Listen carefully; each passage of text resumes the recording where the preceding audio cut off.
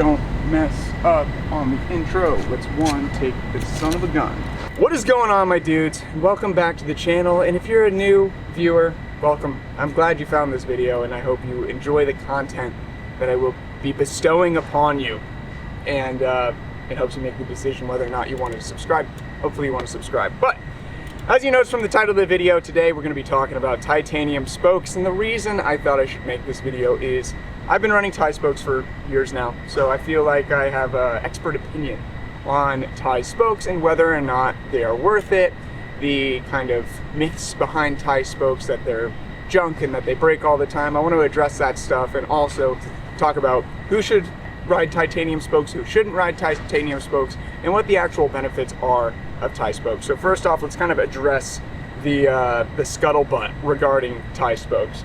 A lot of times I hear like, oh, tie spokes aren't worth it, they're for weight weenies, they snap, they break all the time, like they really don't do that much, and they're super brittle and they'll break if you drop your bike. I'm going to confidently say that is all false. Tie spokes, yes, titanium is technically brittle, so what that means is, like with a regular stainless steel spoke, it'll bend, whereas a tie spoke, it'll bend to a certain amount and then eventually snap. So when you break tie spokes, they do snap instead of bend into like an impossible shape. But with that being said, in order to do that, in order to snap titanium spokes, it's got to be a lot of force, and that force alone, like if you were to do the same amount of force to a wheel that's laced to titanium spokes as a wheel laced to stainless steel spokes, whatever that force is, it's gonna break the wheel regardless. Like it's gonna snap the same amount. So it's not like they're a lot weaker, so they're more likely to snap during one fall, and then if that same exact fall happened, it wouldn't have snapped with stainless steel spokes. That's highly improbable. If you're gonna snap your tie spokes, you're probably gonna snap stainless steel spokes in that same crash fall or whatever you may be doing. So just want to address that. Tie spokes aren't super brittle. They're not going to break if you drop your bike or whatever. But I will say, and this is where the but is, and this is where we're going to kind of tie into like who should ride tie spokes versus who probably shouldn't. So my suggestion is, if you're starting out riding BMX, you're learning how to air, you're learning how to fakie, you're learning how to jump and all that kind of stuff. Do not spend your money on titanium spokes. There's no need for it. You're not going to see a performance difference when you're kind of learning the basics and things like that. Also, if you're just learning like bar spins and tail whips, it's not going to be a game changer for you. I'd honestly suggest you ride a more heavy bike, and then as you're learning more kind of like technical and bigger tricks, then start doing the upgrades and making your bike as light as possible. So for me, for example, when I first started riding and learning tail whips and things like that, my bike was probably 26, 27 pounds. And then over time, as I progressed, although it'd be a little bit of progression, I'm not crazy good, I started to make my bike lighter, which made tricks easier and more fun to do and things like that. So if you're just starting out, don't get tie spokes. But if you're doing tail whips a lot, you're doing bar spins a lot, you're spinning, ripping and running around in the parks, I would suggest running the tie spokes. With that being said though, if you frequently grind or run pegs, and specifically grind, I would kind of stay away from tie spokes because they can grind down a lot faster than stainless steel spokes.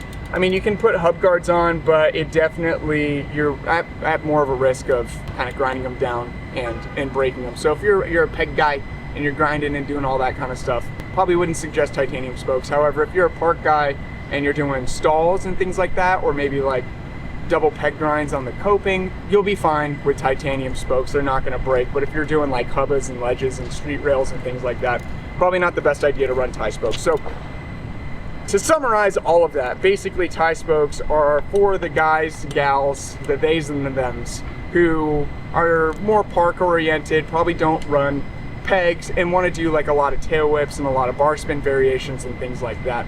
Because the benefit of tie spokes, here we're going to talk about the benefits of tie spokes.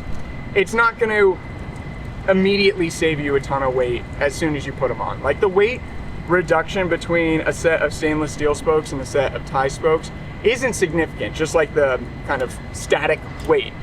The weight reduction comes into play when you're doing bar spins and tail whips, and while you're riding, when that rotational weight, that's when you feel the significant difference between stainless steel spokes and tie spokes. So when the wheels are spinning and you get that centrifugal force, the rotational weight in your back wheel is significantly less compared to the stainless steel spokes. And again, it's not a difference in static weight. Like, you'll be able to feel it, like if you're holding a regular wheel with stainless spokes and tie spokes, like, you will be able to feel it, but it's not going to be insane. It's, again, that rotational weight and how that comes into play, and why I do suggest it for people who are doing multiple bar spins, tail whip variations, or doing a lot of bar spins and tail whips in their lines, or even spinning, is it makes things so much easier. All right, boys, just for some reference, both front and back wheel have these rainbow titanium spokes on, and I love these. I love these tie spokes, and they're great. All right, so I just kind of want to expand upon a little bit further what I meant, like who should ride these and for what purpose and what the benefits of tie spokes are.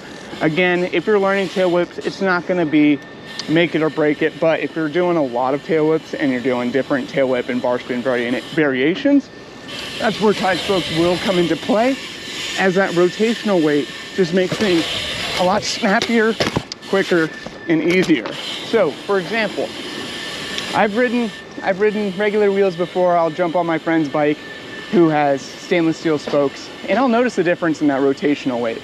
When I do bar spins or tail whips, it honestly feels like it slugs along. Whereas with the titanium spokes, things just come around and snap so much faster, so much quicker. So again, like, if you're just a beginner, I wouldn't suggest getting tie spokes. Like, I think that's overkill. But if you're like looking to really step up your game and get technical riding, tie spokes are gonna be a great asset for you, especially if you're riding for like longer durations of time. So just for like 3 examples of tricks where I feel the kind of added bonus that tie spokes bring while riding, I'm just going to do them for you and kind of talk through them. First would be the double bar. So when doing double bars with tie spokes, they just, like, again, it's that snappiness, it's kind of that responsiveness that you get. Whereas with stainless spokes, that kind of rotational weight, you can really feel it drag. So that's where I feel the benefit of it is, like, mid-trick compared to like a bike with normal steel spokes. I can feel the difference. All right, the second trick where I do feel a significant difference between tie spokes and regular spokes is when doing flares. And the reason being is with the tie spokes, they just come around a lot quicker, and I feel like I have more control.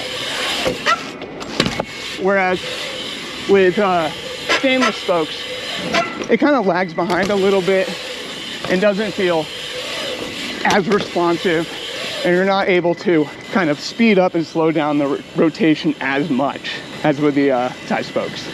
That makes sense. All right, the third trick that I personally feel tie spokes help out, specifically myself, a lot with compared to stainless steel spokes due to the reduction in rotational weight, is the whip to foot cam tail whip. The reason being is it's so much lighter and more responsive for such a precise trick that just comes around, make things a heck of a lot easier for your friends and family and those running tie spokes. Like, honestly, I don't love doing them with regular spokes or a heavier wheel, just because there's so much going around. It just feels a lot easier to control overall.